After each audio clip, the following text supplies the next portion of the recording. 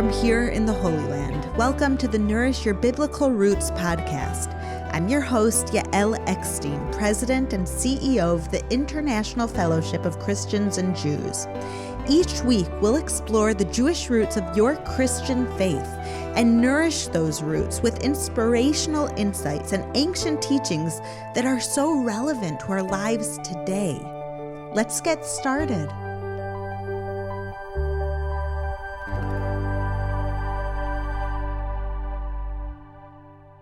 Do you ever feel like you're living on autopilot? Like you're going through your daily routine automatically without really choosing your life?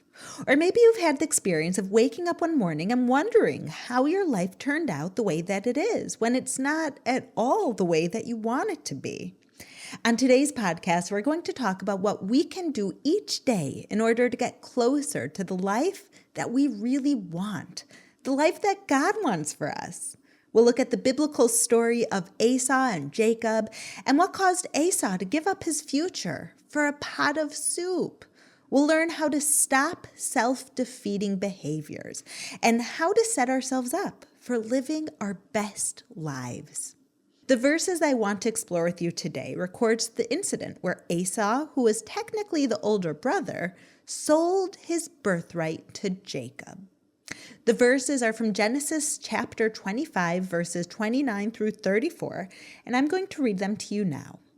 Once, when Jacob was cooking some stew, Esau came in from the open country famished. He said to Jacob, "Quick, let me have some of that red stew. I'm famished." Jacob replied, "First sell me your birthright."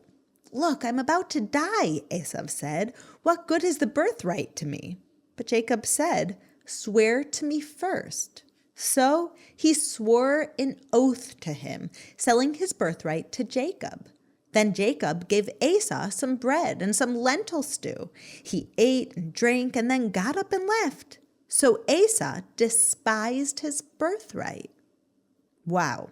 There is a lot to unpack in these verses, but the basic story is that Esau came home one day feeling very hungry and agreed to sell his birthright to Jacob for a pot of Jacob's stew.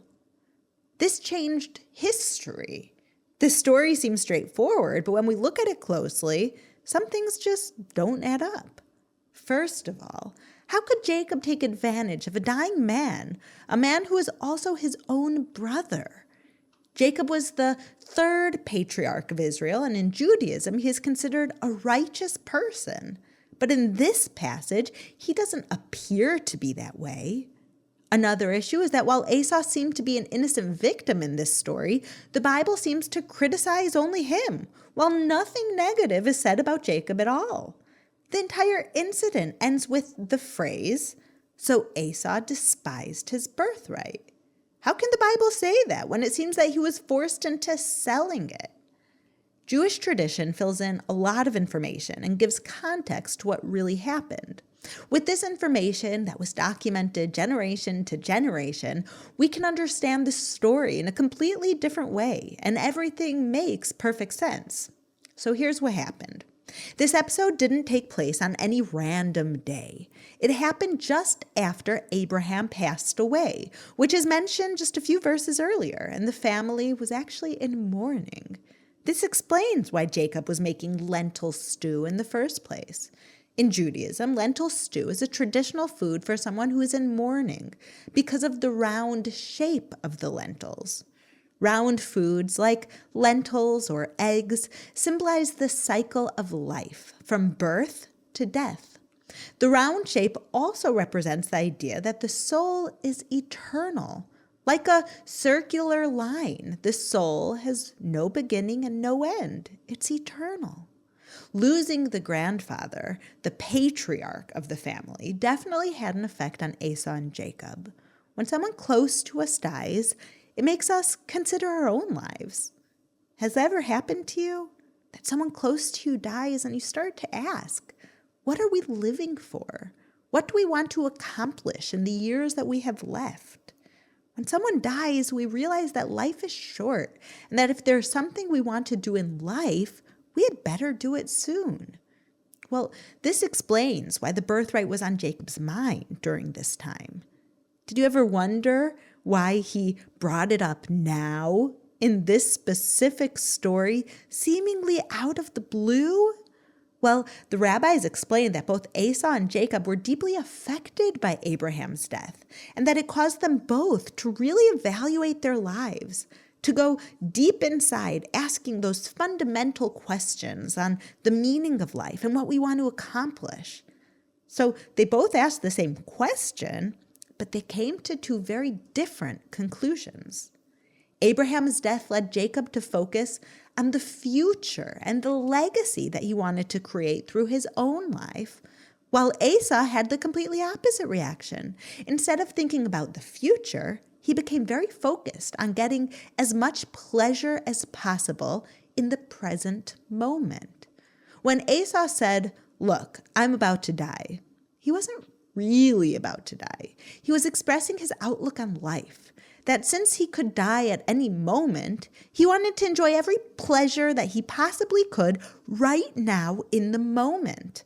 As the modern saying goes, you only live once. The birthright was of no value to him because it was only something that he would benefit from in the distant future.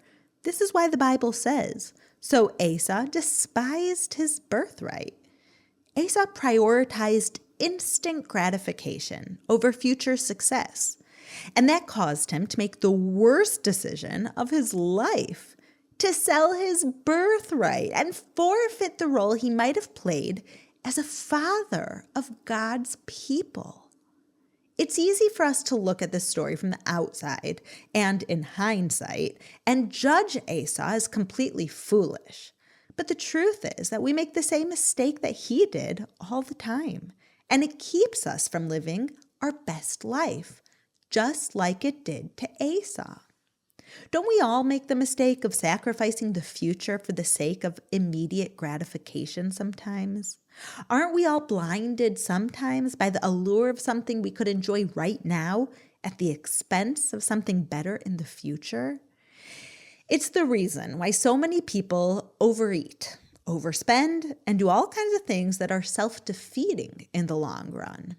But when we let our desires and bad habits dictate our decisions, we put them in the driver's seat and let them dictate the course of our lives. When that happens, often enough, our lives start to head off course, and we might end up in places we never wanted to go. If we want to live our best lives, the life that God wants for us, we have to get back in the driver's seat. We have to overcome the tendency to be like Esau, giving in to instant gratification. And we have to learn to be more like Jacob, prioritizing our long-term goals. As people of faith, we know that part of living a godly life means overcoming our flesh, our desires in the moment.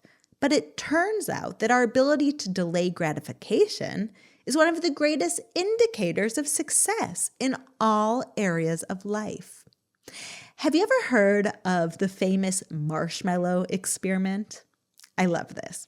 In this experiment, scientists place one marshmallow in front of a young child and tell them that if they wait a while and they don't eat the marshmallow, they can have 2 marshmallows later on. Some children can't wait, and so they have one marshmallow and forfeit their chance to enjoy a second one, the instant gratification. But other children are able to delay that pleasure, and as a result, end with twice as many in the end. Now, here's the thing. Researchers found that the children that were able to delay gratification were far more likely to succeed in life. The good news is that even if we weren't born with the tendency to delay gratification, even if we would have failed the marshmallow test as a child, we can still gain that ability. But it isn't so much a skill that we can learn as much as a muscle that we can build. There's a saying in Judaism, "Who is strong? He who overcomes his desires." The ability to rein in our desires in the moment for the sake of something better in the future really takes strength. And like any muscle, it takes constant practice in order to build it. I once heard about a famous rabbi who lived in the 19th century, Rabbi Alexander Ziskind, who had a seemingly strange custom when it came to breaking his fast after Yom Kippur, the Day of Atonement. On Yom Kippur, Jews fast for at least 25 hours. By the time the holy day ends, people are very hungry. Most people dive right into foods that are easy to eat and quick to satisfy. But Rabbi Ziskin had a custom to break his fast on bony fish, a dish that forced him to eat slowly and patiently so that he wouldn't choke on a bone. He did this in order to practice overcoming his desire for food. He wanted to make sure that even in the throes of a hunger, after a full fast of 25 hours, when he was really, really, really hungry, that his soul remained in control of his body. In the same way, every day gives us countless opportunities to practice overcoming our desires. Every time we pause to say grace before we eat, every time we tithe our income and give away money we might otherwise spend on our desires, and every time we overcome what feels good in the moment for the sake of what we want in the future, we build that muscle that allows us to make the right life decisions. And ultimately, we live the life that we really want. But living the life we want to live isn't just about our ability to master the moment, to make the right decisions in the present moment. It's also about gaining the right perspective about the future, like Jacob did. Esau's decisions were made only according to what he saw in the present moment. And that's what led to his downfall. But Jacob's decisions were informed by his vision for the future, and that's what made him successful. And if we want to be successful in life, we also need to be led by a vision for our future. There's a Jewish phrase that I think about often in my own life. We say, Sof ma'aseh b'machshava tchila, which is Hebrew and means last in deed, first in thought. This phrase is part of our Sabbath prayers and describes the Sabbath, the last thing that God created, but the foremost in God's thought. The Sabbath is the day when man connects with God, and while it was last to be created, it is the purpose of all of creation. But this phrase also represents the approach we need to take to the life that we want to create for ourselves. We need to begin with the end in mind. We need to have a vision for our future so we know what we're working towards. Let me explain what I mean. I personally am not so great when it comes to following driving directions when I'm in a place that I'm not familiar with. So when navigation systems first came out, I was thrilled. It meant that I would no longer get lost or be late when I traveled around America on behalf of the fellowship. On my first trip with my new GPS, I was so excited. I didn't have to print out maps. I didn't have to follow the directions. I just had to look at the GPS who would tell me where to go. On the first day, I got into my car, plugged in my GPS, and was all ready to go.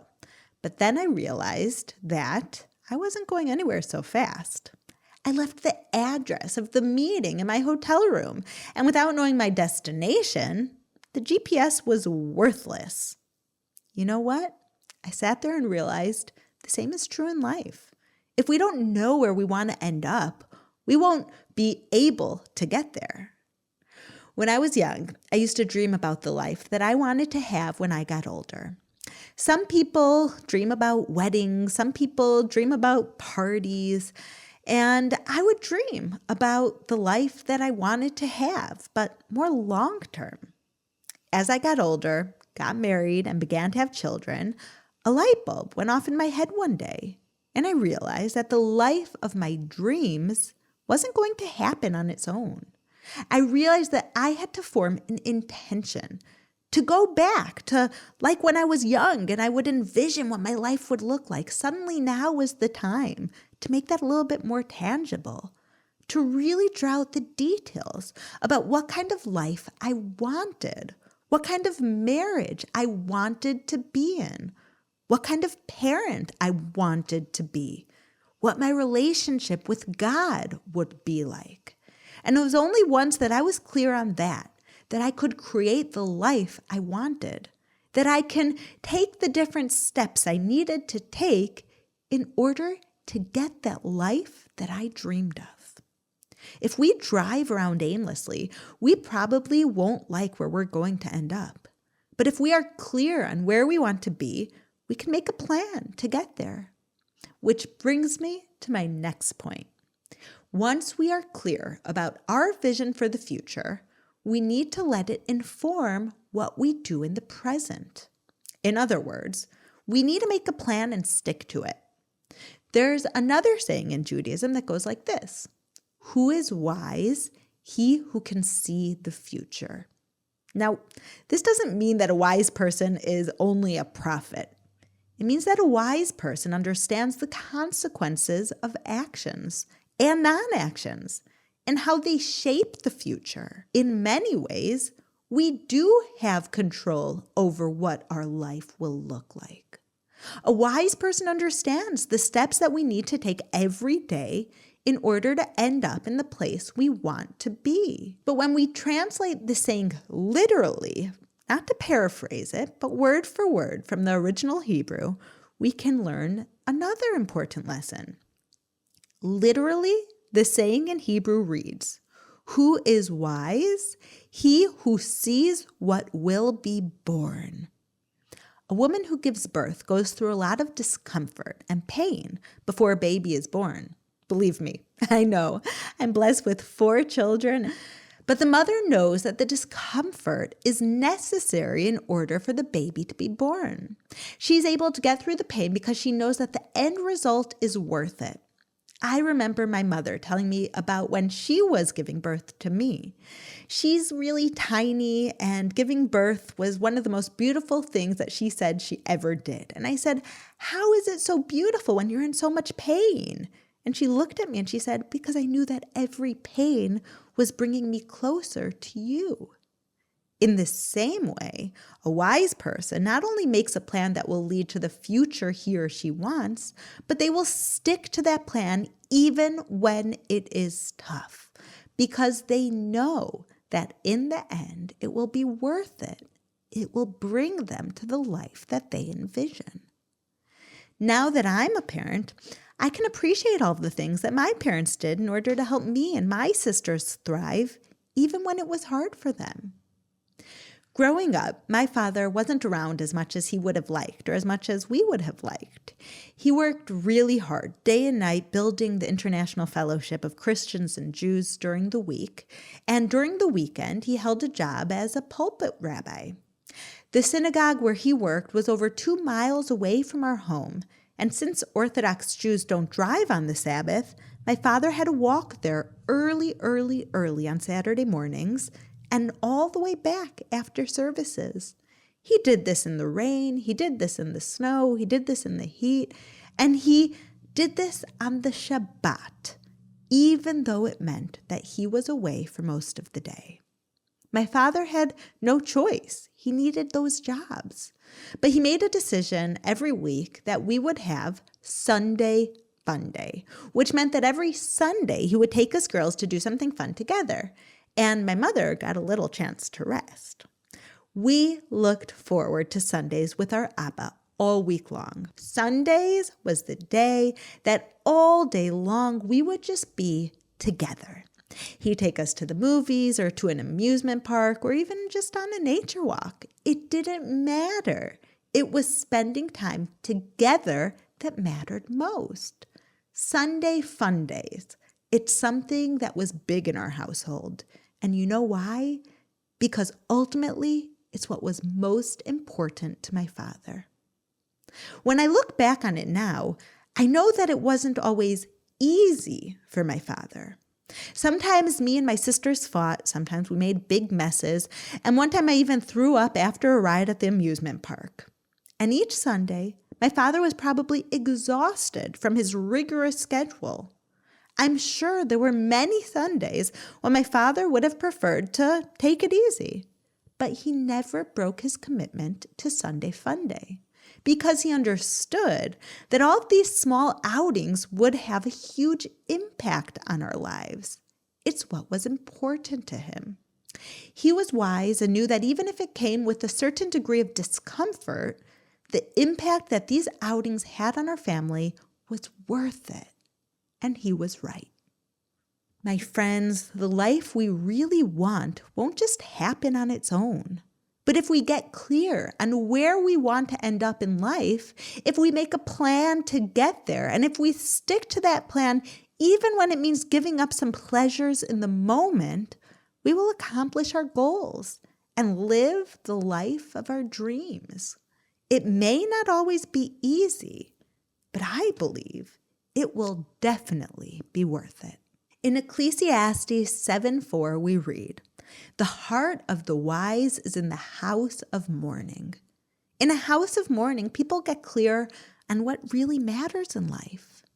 This week, let's be like Jacob, who gained clarity while mourning Abraham. And let's get clear about what we really want out of life. Let's make the decisions to take the steps we need to get there. Ask yourself, what do I want to accomplish with my life? What really matters to me in the long run? What kind of person do I want to ultimately be? Then take a few minutes, write it down. Ask yourself, what steps might you take each day or each week in order to achieve your goals? Make a plan and commit to it. Remember, it won't always be easy to stay on course. There will be moments when the temptations of the moment overcome our vision for the future. But the important thing is that we become aware when we aren't in control and that we get back in the driver's seat and head back in the right direction. And remember that we never drive alone. God is always in the passenger seat, guiding us and loving us and rooting for us at every part of our journey. Shavua Tov, my friends. Have a wonderful week. Thank you for listening to the Nourish Your Biblical Roots podcast.